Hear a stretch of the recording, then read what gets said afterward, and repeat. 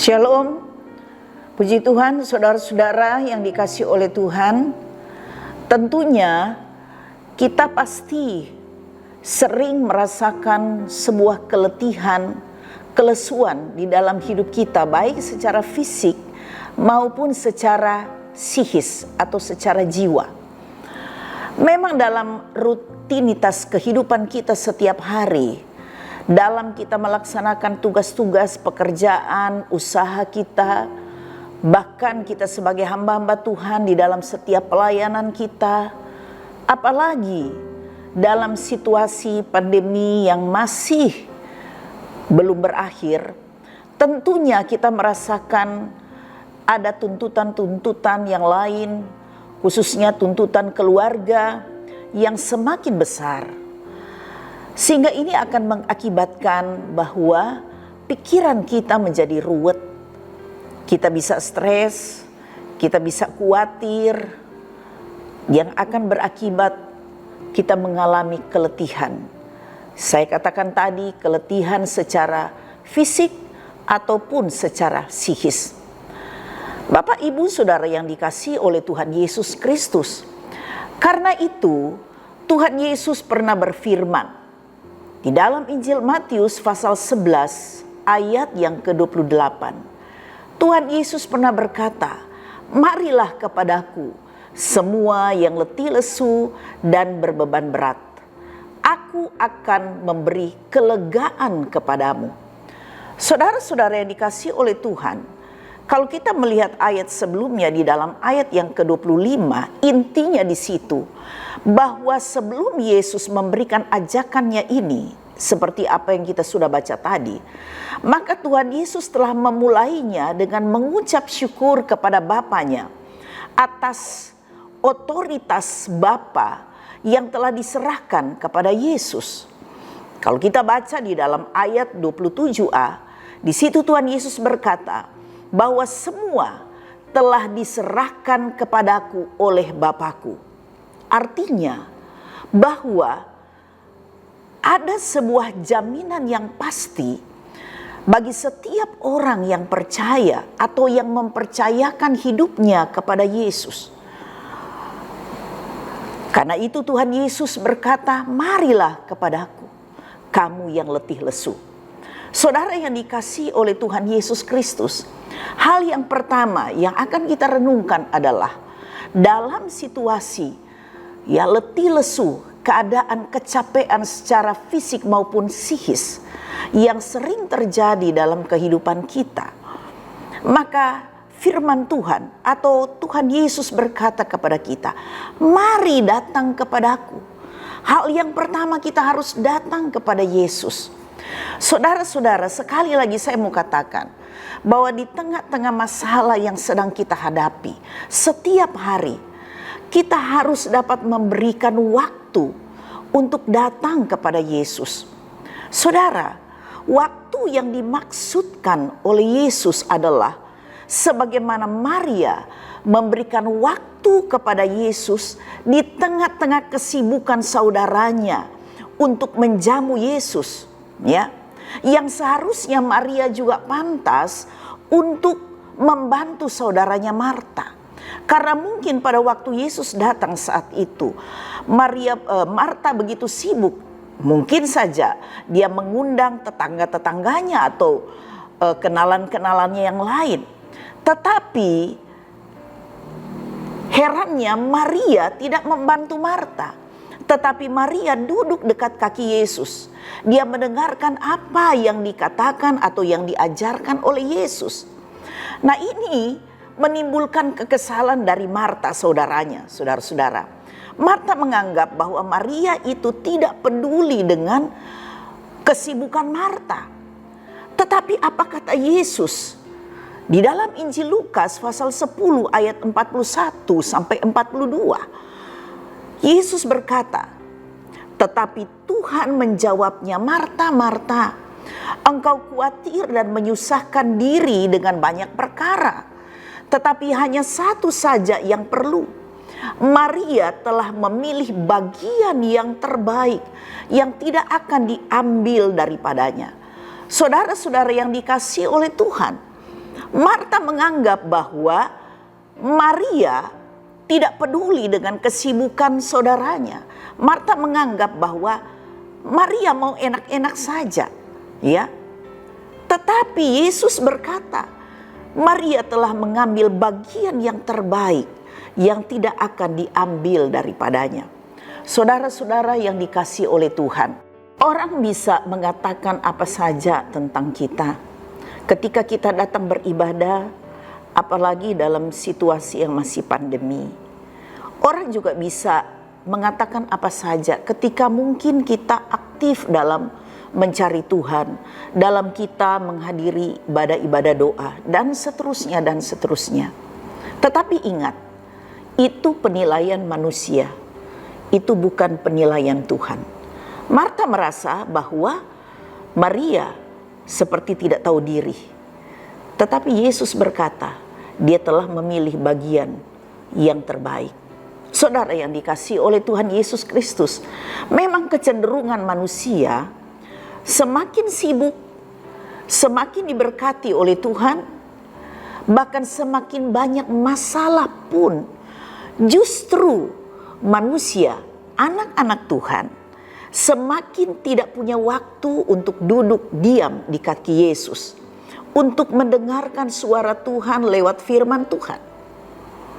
Karena itulah kita tidak heran, seringkali kita pun merasakan bahwa kita kehilangan sukacita, kehilangan damai sejahtera seperti Marta. Karena kesibukannya dia kehilangan sukacita. Padahal seharusnya pada momen itu dia penuh sukacita. Tetapi karena dia terlalu sibuk dengan keadaan untuk membuat suasana mungkin saat itu lebih baik, tetapi dia kehilangan sukacita dan damai sejahtera. Manusia cenderung stres, gelisah, khawatir karena semakin dia diberkati, semakin dia mungkin hidupnya lebih baik, tetapi dia tidak merasakan sukacita damai sejahtera Allah karena dia tidak mengambil waktu yang terbaik untuk duduk diam di kaki Yesus. Akibatnya dia merasakan keletihan dan kelesuan baik secara fisik maupun psikis. Saudara yang dikasihi oleh Tuhan Yesus, jadi Tuhan Yesus mengajar kepada kita semua bahwa setiap hari ambillah waktu khusus untuk duduk diam di kaki Yesus. Bangun mezbah pribadi atau mezbah keluarga setiap hari. Maka kita akan melihat apa yang Tuhan akan buat dalam kehidupan kita. Saudara-saudara, duduk diam di kaki Yesus itu tidak cukup dengan kita beribadah rutin di gereja setiap minggu, ya, 1 kali tiap minggu atau 2 kali, 3 kali. Tidak cukup dengan itu. Apalagi sekarang, saudara, kita banyak karena suasana pandemi masih belum berakhir, banyak yang masih ibadah online. Saudara-saudara, saya sudah merasakan bagaimana ibadah online. Banyak kali kita terganggu dengan keadaan di rumah. Belum lagi kalau jaringan terganggu. Mungkin ada telepon atau ada tamu yang datang. Saya sudah merasakan hal itu berbulan-bulan. Memang beda, ya. Kita mengikuti ibadah online dengan memang kalau kita di dalam gereja. Tetapi ya sudahlah, itu kan kita masih dalam situasi pandemi. Intinya saya mau katakan bahwa ibadah itu, duduk di kaki Yesus, tidak cukup ketika kita beribadah di dalam gereja. Jadi duduk diam di kaki Yesus itu harus setiap hari. Di tengah-tengah kesibukan kita perlu ambil waktu khusus supaya kita mendapatkan kelegaan dari Tuhan Yesus.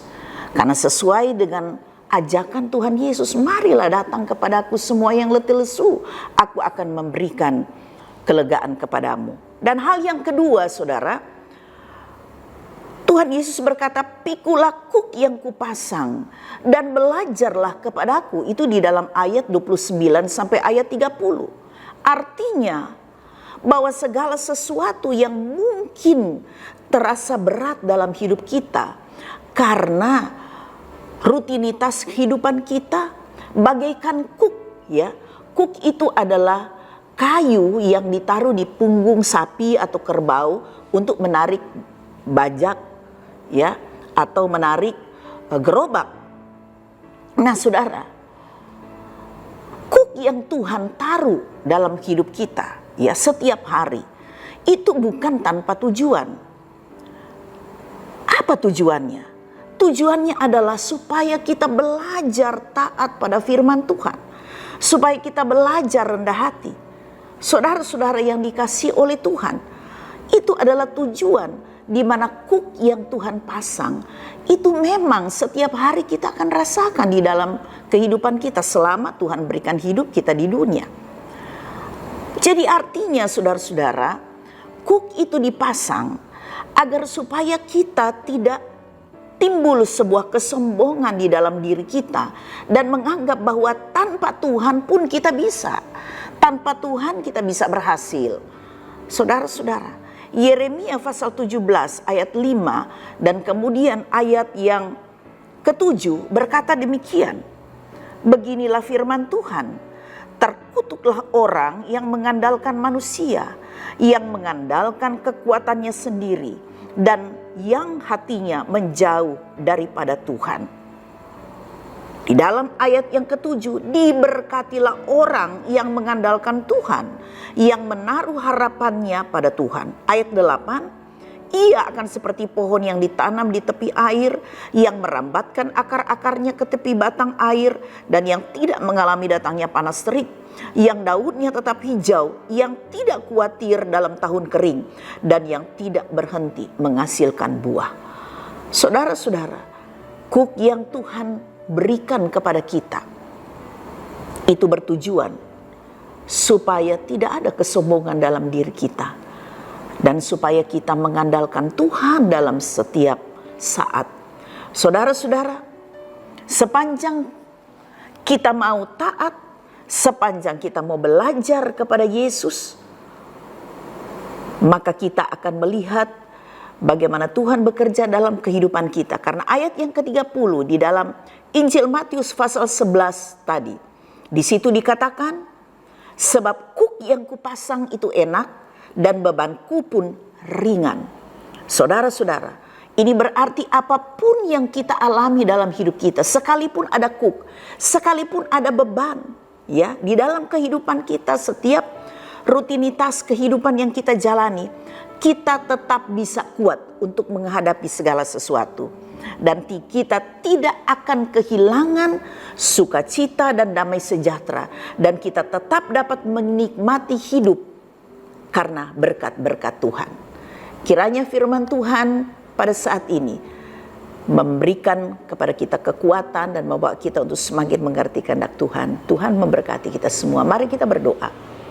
Terima kasih Tuhan buat firman-Mu. Firman-Mu telah mengingatkan kami, apapun kesibukan kami yang seringkali mendatangkan keletihan di dalam hidup kami, kami tidak melupakan untuk memberikan waktu khusus bagi Tuhan. Karena ketika kami datang kepada Engkau, Engkau berkata, Engkau akan memberikan kelegaan bagi kami. Engkau juga mengajar kami supaya kami belajar untuk rendah hati, agar supaya apa yang Tuhan punya, semua berkat-berkat yang ada pada Tuhan, Engkau karuniakan bagi kami semua, sehingga kami dapat menikmati hidup. Ada kekuatan yang baru dalam kami menjalani kehidupan kami setiap hari, karena Tuhan tidak pernah biarkan kami. Terima kasih Bapa, Engkau memberkati setiap telinga-telinga yang sudah mendengarkan akan firman Tuhan ini, membawa kami untuk semakin mengerti akan kehendak Tuhan. Terima kasih Bapa di surga. Inilah doa dan ucapan syukur kami. Hanya dalam nama Yesus Tuhan dan Juru Selamat kami bersyukur dan kami sudah berdoa. Haleluya. Amin.